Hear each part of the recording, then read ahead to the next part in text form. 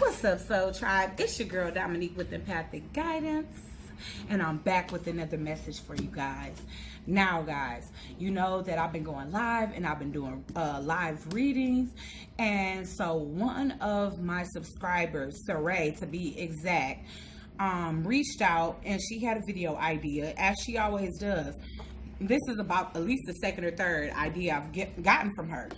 So I'm very thankful. Let's thank Saray. Of course, guys, I don't know, but I'm just getting extra organized with the notes just so that I don't leave anything out, because I have a bad habit of making an entire video, posting it, and then realizing that I forgot something so intricate that I wanted to talk about, because talking just verbatim without script is definitely difficult to execute without forgetting any key points. So of course this isn't scripted, but I definitely typed as I talk, so it's not going to sound like I'm reading, guys, okay? But I just want to state the course so that I can give you guys clear, concise instructions on how to pull back your energy after a breakup. So I feel like this was a very important question. You guys can also reference the video that I posted in September. Is called Cutting Chords, and because energetic cords are definitely soul ties that keep us tied to people, and if you spend a significant amount of time with anybody, or you were sexually involved with somebody, then it's very easily that you carry around this person's energy as if it's your own, because essentially that's what we do. Over periods of time, we exchange energy with people through, like I said, acts of sexuality, through talking, through speaking, through touching, through sleeping next to each other. Our energies are exchanged. Oftentimes we get into relationships and we act one way, and then we pick up traits of that person on our way out the relationship, as well as them us. So there's just evidence of the exchange of energy as you participate in certain relationships. So I definitely wanted to make a list for this. How many do I have? I have about, I think it's only about 5 steps, but they very intricate steps. So that's why I felt the need to type all of this out, because I'm like, you know what? I don't want to miss a step. The number one step, and the most obvious thing of all, is realizing your worth. And I know that that sounds easy and cliche, but really, knowing your worth is essential to being able to move on from what no longer serves us. A lot of times throughout life, we allow people that we love and trust to plant seeds. We allow them to give us measurement of our own worth. This is how we learn how to settle, okay? We allow others to tell us what we deserve, what we should allow, and this can start from parents, siblings, peers, but it does bleed over into our romantic lives. And there is where we teach people how to treat us. Once you realize the patterns of negative, toxic interactions that you've allowed yourself to engage in, it's time to go within and come to realization of what you've been allowing. Okay, so I don't know. I mean, like I said, spirit was just flowing through me, because honestly, this stuff just came to me just like that. But go within. Most times you have to isolate, quiet your surroundings. How can you truly go within and think deeply with so much outer noise, chaos, and negative influences? Once you know your worth, you realize exactly what it is that you no longer want to accept. You will develop the willpower, and you will start to take your power back. So that's the first step. The first step is realizing your worth. And after realizing, look, who is to say that I don't deserve a loving relationship where people love me as equally as I love them? Who's to say that I don't deserve a person that does X, Y, Z? Because whatever we have been taught or groomed to settle for, we've learned from early on, maybe by even watching our parents settle for certain type of situations or relationships, maybe from, like I said, our peers, our siblings. But people essentially, they drop gems, they plant seeds within you and make you feel as though you're not worthy of a certain type of lifestyle, you're not worthy of a certain type of love. And with that, we learn, like I said, to perpetuate a certain type of behavior in relationships. If people told you certain negative things about yourself throughout life, it made you feel less than. So you grow up kind of feeding on that, like, I'm gonna make sure that I don't display the type of things that X, Y, and Z, these important people in my life told me that I am. So if you too clingy, you'll try not to be clingy. Or if you too stoic, you come off clingy because you don't want to be stoic because people have told you too cold, or you isolate yourself too much, or you're not loving enough. So essentially what I'm saying is that we alter ourselves and decide to people please, and we don't display the authenticity of our true personality because we are so busy trying to undo stigmas that others have placed on us and that we have been living through when it comes to our relationships and other aspects of our lives. Okay, so just like many invisible things, you can feel energy. Once you've become aware of this existence, people can also feel desperation, fear, insecurities from a mile away, especially those who prey on it. So realizing your worth, you must also redevelop and rediscover yourself. Become who you've always been and not what people have tried to make you believe you are for your whole life. After this step is when you'll be able to discern and discriminate the energies you want to allow around you.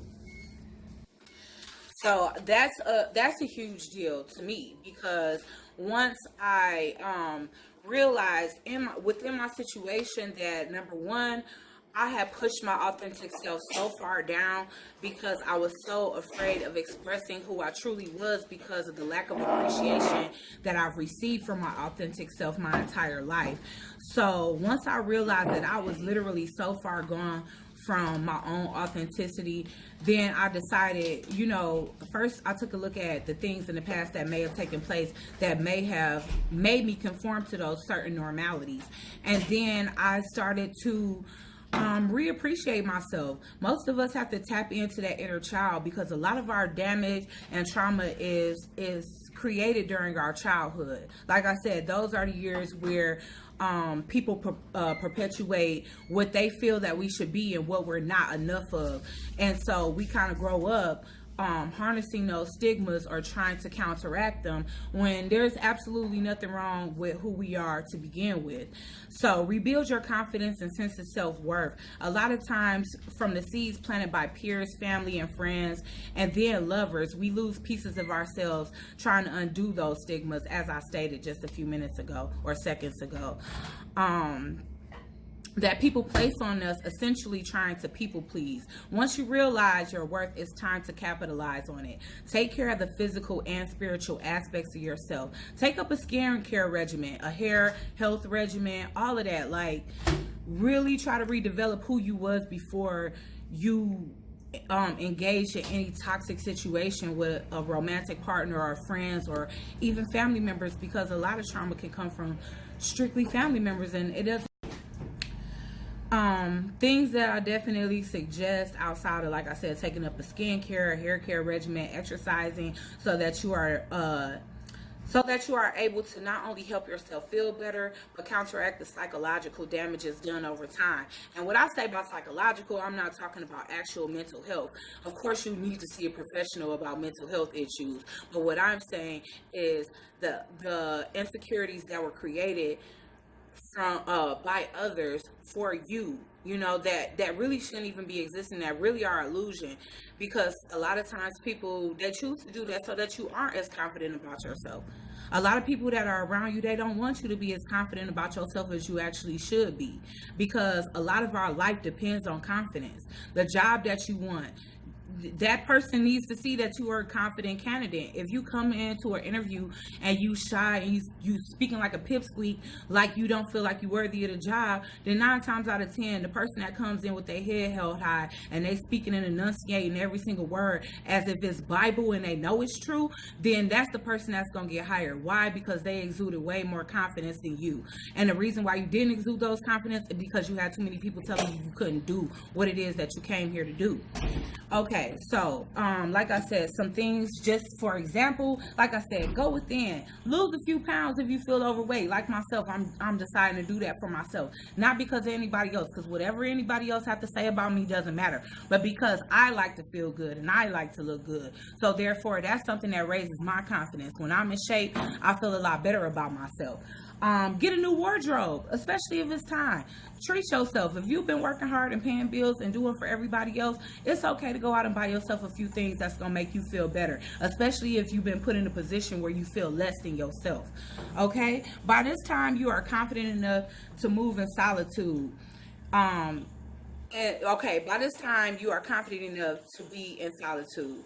Here is when you can release by forgiveness. So that's the next step that I want to say is releasing by forgiving people. People don't understand that it hurts more to hold on to something than it does to let it go. So when somebody has hurt you, or when you have been in a toxic situation that has psychologically damaged you in a way, holding on to it, that's cutting off your circulation. This person is going on about their life. They're not even thinking about what they did to you. They on to the next person to psychologically damage them. But as for you, you have to forgive. And a lot of times it's not about if that person forgives you or not, because a lot of times you got to offer forgiveness for something that somebody not even sorry about. But you have to do it for yourself, because saying out loud that you forgive somebody that hurt you so bad, it does a lot to the mind, where you like, okay, I'm actually able to release this and let this go once and for all. So that would be a heavy weight lifted off of you. Okay.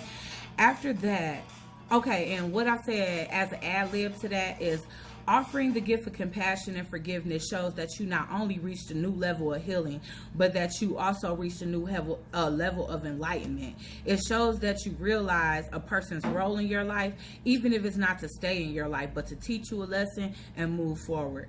So number 4 is cord cutting meditation.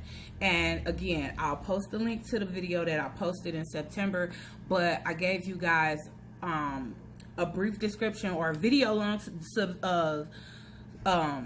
description on what you can do to cut cords, but it's technically a meditation ceremony. And basically, wherever you feel connected to this person, whether it's the mind, the heart, the loins, in any kind of way, just pretend as though you're removing those cords that connect you to, and that they just dissipate, and you fill the gap with something more healthy than that.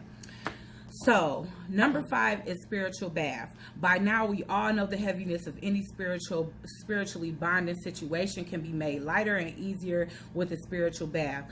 Look up baths that will break energetic bonds you no longer want to be attached to. So there's another thing. I can just give you the basis of it. Spiritual bath is good, but make sure that you choose something that gives you the specific ingredients to an actual energetic, like wanting to break away from someone else's energy. Okay, because they got different baths for different things. Last but not least, guys, this is it.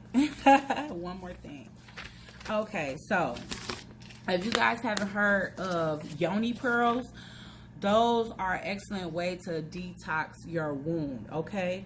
And like I said, I feel like that's the very last step of breaking soul ties, energetic bonds through sexual interaction. This is the last step of removing someone's energy from your field. Soul ties are difficult to break, but these techniques can definitely help big time. Clear out residual energy from a past lover you have released, so that you can be rid of that energy for good, and so that you can come back to your center and your sacred place without that person's energy attached to you, so that you can stop, ruminating bad memories, negative memories that's causing trauma and causing you to be unable to move forward in life. Okay. All right, guys, so that concludes this video. Really hope you liked it. Give a thumbs up if you did. Comment down below. Subscribe to the channel if you haven't already. Hit that bell so you can be notified every time I post a new video, and I'll check you guys out on the next one. Later.